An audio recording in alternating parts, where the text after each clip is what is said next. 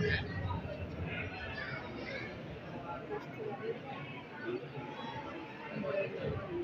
الله الرحمن الرحيم. الحمد لله نحمده ونستعينه ونستغفره ونؤمن به ونتوكل عليه ونعوذ بالله من شرور أنفسنا ومن سيئات أعمالنا.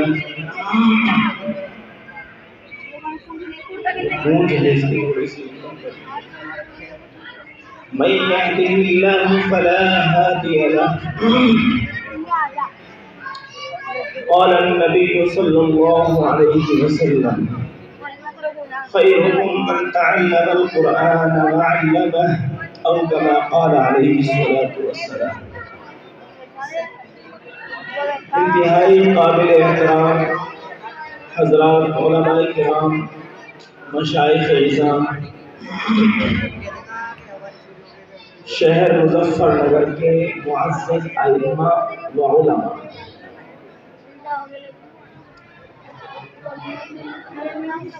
استاذ الاساتذہ، جمعیت علماء ہند کے صدر محترم، مخدوم گرامی عالی مرتبہ حضرت مولانا قاری سید محمد عثمان صاحب منصور پوری دامت برکاتہم العالیہ، معاون محتمین دارالعلوم دیوبند، ابھی کچھ ہی لمحوں کے بعد تشریف لانے والے ہیں. اسی طرح ہمارے اسٹیج پر بہت ہی معزز علماء کرام موجود ہیں. ان حضرات کی اجازت چاہتے ہوئے ان حضرات کی موجودگی میں، چونکہ ابھی مولانا گلزار صاحب محکم مدرسہ حاضہ سے بات ہوئی تو انہوں نے بتلایا کہ الحمدللہ مدرسے میں اس سال بھی 8 حافظ قرآن تیار ہوئے ہیں اور تقریباً 30 بچوں نے ناظرہ کلام پاک مکمل کیا ہے. تقریباً 19 سال اس مدرسے کے قیام کو ہو گئے ہیں. مجموعی طور پر اگر تعداد دیکھی جائے صرف حفاظ کرام کی تو تقریباً 150 سے متجاوز ہے، یعنی 150 سے زیادہ حفاظ کرام یہاں سے تیار ہو چکے ہیں. الحمدللہ یہ مدرسے کی مقبولیت کی سب سے بڑی علامت ہے. دعا ہے اللہ تبارک و تعالی اس مدرسے کو مزید ترقیات سے نوازے، مقبولیت عامہ و خاصہ عطا فرمائے.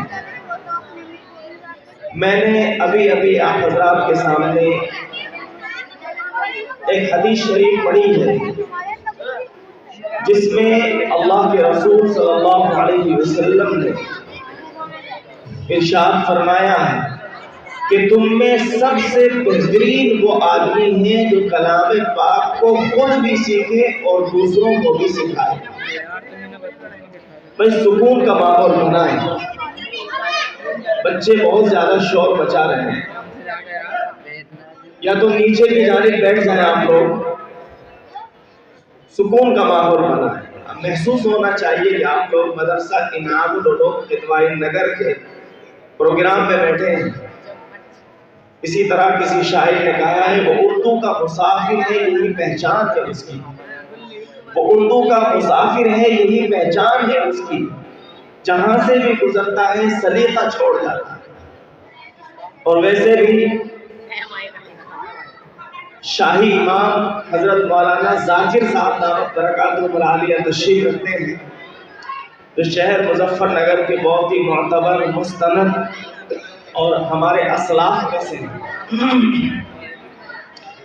تو میں عرض کر رہا تھا کہ تم میں سب سے بہترین وہ آدمی ہے جو کلام پاک کو خود بھی سیکھے اور دوسروں کو بھی سکھائے. کلام پاک کوئی معمولی کلام نہیں بلکہ اللہ کی ذات سے نکلا ہوا کلام ہے. دنیا کے اندر جتنی بھی چیزیں ہیں کوئی بھی ایسی چیز نہیں ہے جو اللہ کی ذات سے نکلی ہوئی ہو سوائے کلام پاک کے۔ ساری کی ساری چیزیں مخلوق ہیں، وَكَلَامُ اللَّهِ غَيْرُ مَخْلُوق۔ علماء جانتے ہیں عقیدۃ الطحاوی کے اندر یہ عبارت موجود ہے کہ اللہ کا کلام غیر مخلوق ہے، نفسی اور ذاتی کلام ہے۔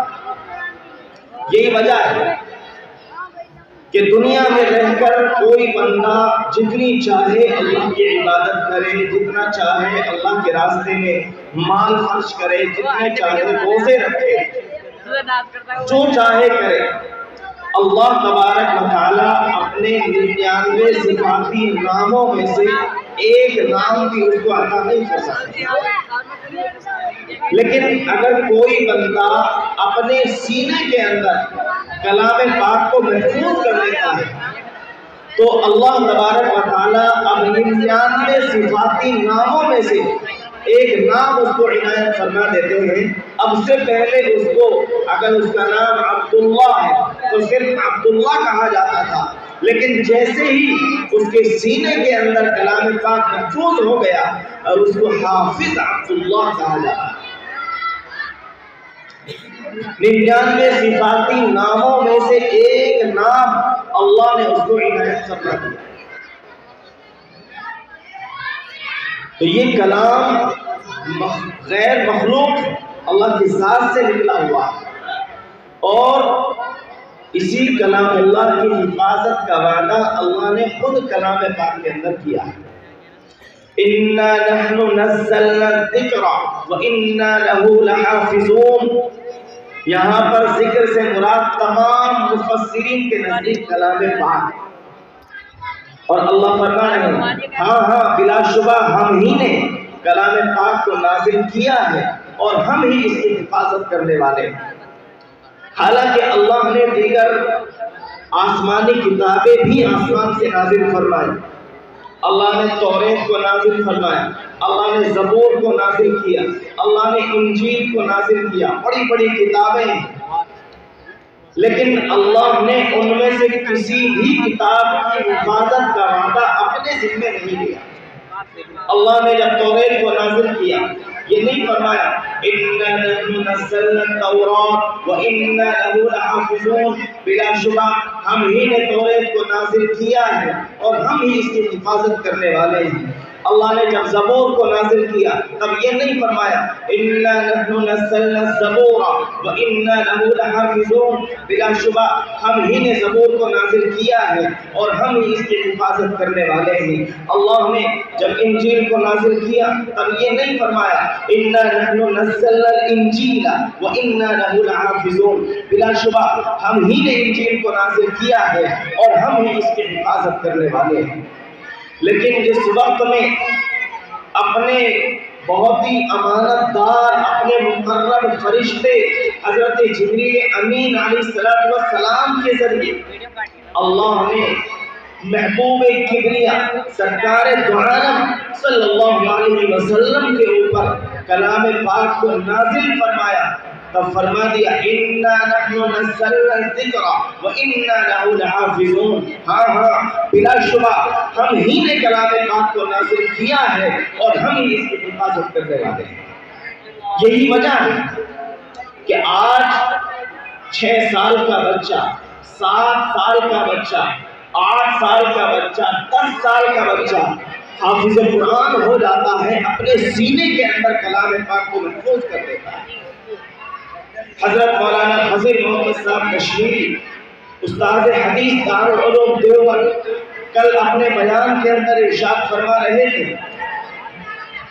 مولانا عبد الرحیم صاحب بستوی رحمت اللہ علیہ جو دارالعلوم دیوبند کے سابق استاد ہیں، ان کی ایک پوتی نے صرف 35 دن کے اندر کلام پاک کو حفظ کیا، صرف 35 دن کے اندر کلام پاک کو محفوظ کر لیا۔ اور ایک جگہ کے بارے میں وہ بتا رہے تھے کہ ایک بچی نے 65 دن کے اندر کلام پاک کو حفظ کر لیا۔ یہ سب معجزات ہیں، یہ سب کلام پاک کا اعجاز ہے۔ اتنی موٹی کتاب جس کے اندر 30 پارے ہیں اور ہر پارے کے اندر کم از کم 18-20 رکوع ہیں، اتنے موٹے کلام پاک کو، اتنی موٹی کتاب کو ایک چھوٹا سا بچہ اپنے سینے کے اندر محفوظ کر لیتا ہے، چونکہ اللہ نے اس کی حفاظت کا وعدہ کیا ہے، اللہ نے یہ حفاظت کے اسباب پیدا فرمائے۔ اور میرے بھائیوں، میں اور آگے بڑھتا ہوں تو یہ کلام پاک ایک ایسا کلام ہے جو اللہ سے جوڑتا ہے۔ آپ دیکھیں پورے کلام پاک کا جو خلاصہ ہے وہ سورہ فاتحہ کے اندر موجود ہے، چونکہ کلام پاک کا جو مقصد اصلی ہے وہ ہمیں اللہ سے جوڑنا ہے۔ پورے کلام پاک کا خلاصہ سورہ فاتحہ کے اندر موجود ہے، اور سورہ فاتحہ کا خلاصہ بسم اللہ کے اندر موجود ہے، اور پوری بسم اللہ کا خلاصہ بسم اللہ کی با کے اندر موجود ہے۔ اور علماء جانتے ہیں الباء للانصاف، شرح تعبیر کے اندر موجود ہے کہ با انصاف کے لیے آتا ہے، جوڑ پیدا کرنے کے لیے آتا ہے، جوڑنے کے لیے آتا ہے۔ اور جوڑنے کا مقصد کیا ہے؟ جوڑنے کا مطلب کیا ہے؟ جوڑنے کا مطلب ہے کہ یہ کلام پاک بندے کو اللہ سے جوڑ دیتا ہے، بندے کا تعلق اللہ سے جوڑ دیتا ہے، اور یہی ہماری زندگی کا مقصد اصلی ہے۔ میرے بھائیوں،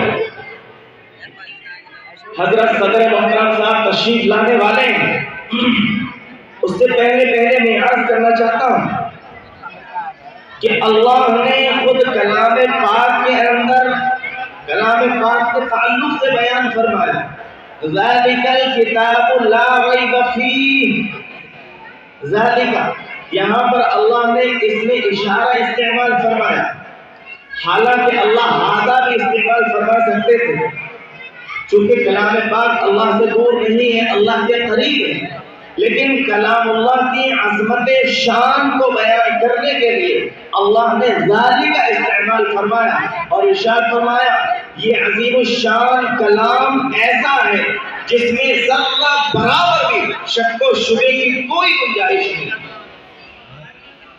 یہ اللہ کا کلام ہے، اللہ نے اپنے حبیب حضرت محمد صلی اللہ علیہ وسلم کے اوپر نازل فرمایا۔ آج بعض لوگ اس کی بعض آیتوں کو بدلنے کی بات کرتے ہیں، بڑے افسوس کی بات ہے کہ جس کلام پاک کی حفاظت کا اللہ نے خود وعدہ فرمایا ہے، بھلا ایک معمولی کا انسان اس کے اندر تبدیلی کیسے کر سکتا ہے؟ کلام پاک تو ہمارا دستور ہے، کلام پاک ہماری زندگی ہے، کلام پاک ہمارا ایمان ہے، کلام پاک ہمارا اسلام ہے۔ کلام پاک ایک ایسا عظیم کلام ہے کہ آج تک رہتی دنیا تک اس سے پہلے بھی اس کی کوئی نظیر اور مثال بیان نہیں کر سکا، پیش نہیں کر سکا۔ خود آقا نامدار صلی اللہ علیہ وسلم کے زمانے میں کلام پاک کے تعلق سے بہت سی باتیں کہی گئی۔ مثلا یہ کہا گیا کہ کلام اللہ یہ اللہ کا کلام نہیں ہے بلکہ یہ تو کسی انسان کا کلام ہے۔ اللہ نے چیلنج کیا اور مختلف جگہوں پر چیلنج کیا۔ اللہ نے فرمایا کہ اگر یہ اللہ کا کلام نہیں ہے، کسی انسان کا کلام ہے، تو پھر آؤ اس جیسا کلام لا کر کے دکھا دو۔ لیکن پورا عرب خاموش، سب کو صاف سن گیا، کوئی اس جیسا کلام لانے کے لیے تیار نہیں ہوا۔ اللہ نے دوسری جگہ پر ارشاد فرمایا فَأْتُوا بِسُورَةٍ مِّن مِّثْلِهِ، اگر کلام پاک پورا نہیں لا سکتے تو کم از کم اس کی ایک صورت ہی لا کر کے دکھا دو، اور اگر تم تنہا اس کام کو نہیں کر سکتے تو اپنے ساتھ دیگر لوگوں کو ملا لو، ان سے مدد طلب کرو، ان سے مشورہ کرو، اس کے بعد ایک صورت بنا کر کے دکھانا۔ لیکن کوئی نہیں بنا سکا۔ اللہ نے دوسری جگہ پر ارشاد فرمایا کہ اگر تم ایک سورت نہیں بنا سکتے تو ایک کلمہ، ایک آیت ہی بنا کر کے دکھا دو۔ ایک آیت بھی نہیں بنا سکے تو اللہ نے فرمایا ایک کلمہ ہی بنا کر کے دکھا دو۔ لیکن عرب کے بڑے بڑے فصحاء و بلغاء، شعراء و علماء حیران ہیں، ششدر ہیں، اور ایک کلمہ بھی کلام پاک جیسا نہیں بنا سکتے اور بنا بھی نہیں سکتے، اس لیے کہ یہ کسی انسان کا کلام نہیں ہے بلکہ یہ تو خود اللہ کا کلام ہے۔ جو لوگ اس کلام پاک کو اپنے سینے کے اندر محفوظ کرتے ہیں یہ اللہ کا انتخاب ہے۔ اللہ جس کے سینے کو کلام پاک کے لیے منتخب فرماتے ہیں اسی کو حافظ قرآن بناتے ہیں۔ اللہ نے خود کلام پاک کے اندر ارشاد فرمایا ثم اورثنا الکتاب الذین اصطفینا من عبادنا، پھر ہم نے اس کتاب کا وارث بنا دیا اپنے بندوں میں سے ان بندوں کو جن کو ہم نے منتخب کیا۔ تو یہ چھوٹے چھوٹے معصوم سے بچے جو حافظ قرآن ہوئے ہیں انہوں نے اپنے سینے کے اندر کلام پاک کو محفوظ کیا ہے۔ دراصل یہ اللہ کا انتخاب ہے، اللہ نے ان کے سینوں کو کلام پاک کی حفاظت کا ذریعہ بنایا ہے اور اللہ نے ان سینوں کے اندر کلام پاک کو محفوظ فرمایا۔ اللہ تبارک و تعالی آخرت میں کیا اجر عطا فرمائیں گے؟ حدیث شریف کے اندر آتا ہے کہ جو بندہ کلام پاک کو حفظ کرے گا، اس پر عمل بھی کرے گا، تو اللہ تبارک و تعالیٰ کل قیامت کے دن اس حافظ قرآن سے کہیں گے اقرأ وارتقی ورتل کما كنت ترتل في الدنيا فإن منزلتك عند آخر آية تقرأها، کہ آؤ تمہارے لیے جنت کا فیصلہ کیا جاتا ہے، پڑھو کلام پاک کی تلاوت کرو، اور تلاوت بھی تیز نہ کرو بلکہ ٹھہر ٹھہر کر کرو، اور جنت کے درجات پر چڑھتے چلے جاؤ، جہاں تمہاری آخری آیت ہوگی وہی تمہاری منزل، وہی تمہارا ٹھکانہ۔ لیکن اگر ہم سے کہا جائے کہ جاؤ جنت میں، اللہ فرمائے جاؤ جنت میں، یا آپ میں سے کسی سے کہیں کہ جاؤ جنت میں، تو ہم سب کچھ بھول جائیں گے اور سیدھے جنت کے اندر پہنچ جائیں گے کہ یہی تو چاہیے، اسی کے لیے تو ہم محنت کر رہے تھے دنیا میں، یہی تو نے عطا فرما دی اور کیا چاہیے۔ لیکن قربان جائیں ان حفاظ کرام پر، یہ حفاظ کرام وہاں بھی اللہ کے سامنے نخرہ دکھائیں گے اور ان کا نخرہ چلے گا۔ اللہ فرمائیں گے جاؤ جنت کے اندر، یہ حفاظ کرام کہیں گے یا اللہ ہم جنت میں تنہا کیسے جا سکتے ہیں، ہم مدرسہ انعام العلوم ادوائی نگر کے اندر پڑھتے تھے، وہاں ہم سے محبت کرنے والے، ہمیں محبت کی نگاہوں سے دیکھنے والے، ہمارا تعاون کرنے والے، ہمیں ناشتہ کھلانے والے، ہمیں کھانا کھلانے والے اس محلے کے اندر فلاں فلاں لوگ موجود ہیں۔ یا اللہ ہمارے خاندان میں ہمارے دادا، ہمارے پردادا، ہمارے چاچا، ہماری رشتہ داری کے اندر فلاں فلاں لوگ جو ہم سے محبت کرتے تھے، آپ نے ان کے لیے جہنم کا فیصلہ کر دیا، جب تک آپ ان کے لیے جنت کا فیصلہ نہیں فرمائیں گے ہم جنت کے اندر نہیں جائیں گے۔ یہ ہمت حفاظ کرام کے اندر ہوگی۔ اللہ تبارک و تعالیٰ کی جانب سے فیصلہ کیا جائے گا کہ جاؤ کم از کم 10 آدمیوں کے بارے میں، یہ کم از کم ہے، ورنہ اللہ اگر چاہیں گے تو 100 آدمیوں کی سفارش امتحان کا قبول فرمائے۔ کم از کم 10 ایسے آدمیوں کے بارے میں جن کے لیے جہنم کا فیصلہ ہو چکا ہوگا، ایک حافظ قرآن کی سفارش پر اللہ تبارک و تعالیٰ فیصلے کو بدل دیں گے اور ان کے لیے جنت کا فیصلہ فرما دیں گے۔ اور یہ حفاظ کرام صرف انہی کو اللہ انہی کا اعزاز نہیں کریں گے، بلکہ جن ماں باپ نے، جن والدین نے بڑی محنت سے ان کو پڑھایا لکھایا، ان کا خرچ برداشت کیا اور دنیا والوں کے تانے سہے، مال کا لالچ نہیں کیا، دنیا کی طرف رغبت نہیں رکھی، صرف اور صرف اللہ کے لیے اپنے بچوں کو حافظ قرآن بنایا، اللہ تبارک و تعالی ان کے سروں پر ایسا تاج پہنائیں گے جس کی روشنی سورج کی روشنی سے بھی زیادہ تیز ہوگی۔ اور اس کی مثال آپ اس طرح سمجھیں جیسا کہ کسی کے گھر کے اندر سورج غروب ہوتا ہے، گھر کے بالکل چھت کے قریب آ جائے، 10-15 لیے ہیں آپ کی، لوگ کہیں گے کہ بالکل کون آتی ہے جس کا اللہ اتنا زیادہ اعزاز کر رہے ہیں۔ آپس میں چہری گوئیاں ہوں گی، 10-15 لیے پاپا، دوسرے لوگ بتائیں گے کہ بھئی یہ فلاں حافظ قرآن کے ابا ہیں جن کو اللہ تبارک و تعالیٰ اتنا زیادہ نواز رہے ہیں کہ الگ سے ان کی پہچان ہو رہی ہے، ان کے سر پر تاج پہنایا جا رہا ہے۔ اسی لیے میرے بھائیوں،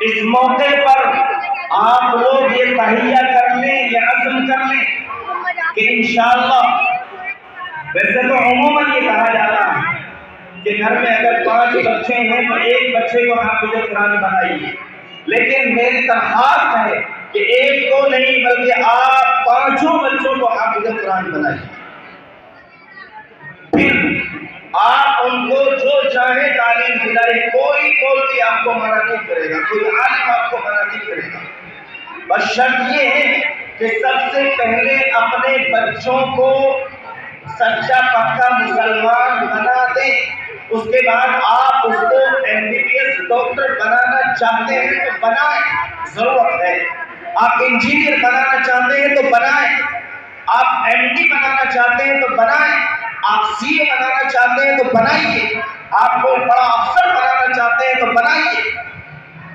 لیکن ضرورت اس بات کی ہے کہ آپ سب سے پہلے اس کو حافظ قرآن بنائیے، آپ اس کو سب سے پہلے سچا پکا مسلمان بنائیے، اسلامی تعلیمات سے دینیات سے اس کو آراستہ فرما دیجیے، تاکہ وہ بچہ قوم کا بھی رہے اور آپ کا بھی خادم بن کر کے رہے۔ اگر آپ نے اس کو سچا پکا مسلمان نہ بنایا تو نہ وہ آپ کی خدمت کرے گا اور نہ ہی قوم کے کسی مطلب اور کام کا رہے گا، صرف اور صرف اپنی نوکری سے، اپنے عہدے سے اپنی جیب بھرے گا، اس کے علاوہ اور کوئی فائدہ قوم کو اس سے نہیں ہو سکتا۔ میرے بھائیو، بتائیں آپ لوگ ہاتھ اٹھا کر یہ تہیہ اور عزم کریں، دیکھیں حضرات علماء کرام کے بیانات بھی ہونے ہیں، اور خاص طور سے استاد محترم مشفق و مربی عالی مرتبہ مخدوم گرامی خلوص الہیت کے پیکر حضرت مولانا قاری سید محمد عثمان صاحب منصور پوری دامت برکاتہ العالیہ صدر جمعیت علماء ہند کا مکمل پربر خطاب ہونا ہے، کلیدی خطاب ہونا ہے، اور حضرت ہی کی دعا بھی ہونی ہے کہ آپ لوگ ہاتھ اٹھا کر بتائیں کہ آپ لوگوں نے اپنے بچوں کو حافظ قرآن بنانے کا ارادہ کیا ہے یا نہیں کیا ہے؟ بتاؤ گا؟ ماشاءاللہ ماشاءاللہ تبارک و تعالیٰ قبول فرمائے آپ لوگوں کے ارادوں، اس کی ترتیب بن جاتی ہے، کوئی مشکل مسئلہ نہیں ہوتا ہے۔ آپ ایک طرف بچوں کو حافظ قرآن کو بناتے رہیں اور ساتھ ساتھ ہندی انگلش کی تعلیم بھی ان کو دلاتے ہیں، چاہے ٹیوشن کے ذریعے ہی کیوں نہ ہو۔ پھر اس کے بعد بھی الحمدللہ ہمارے شہر میں دیگر ادارے ہیں کہ جہاں پر بچوں کو 10ویں اور 12ویں بھی کرائی جا رہی ہے، اور اسی کے ساتھ ساتھ ان کو MBBS کی تیاری اور فلاں ساری چیزیں ان کو کرائی جاتی ہیں۔ شرط یہ ہے کہ ہم تہیہ اور عزم کر لیں، پھر انشاءاللہ دیکھیں کلام پاک کی اللہ کیسی حفاظت فرماتے ہیں، اور دنیا بھی ہماری بنے گی اور آخرت بھی بنے گی۔ حافظ قرآن کے وارث تو بن کے دیکھیں، پھر اللہ دیکھیں کیسے نوازتے ہیں۔ دعا کریں اللہ تبارک و تعالی ہم سب کو کہنے سننے سے زیادہ عمل کرنے کی توفیق نصیب فرمائے۔ وآخر دعوانا الحمدللہ رب العالمین۔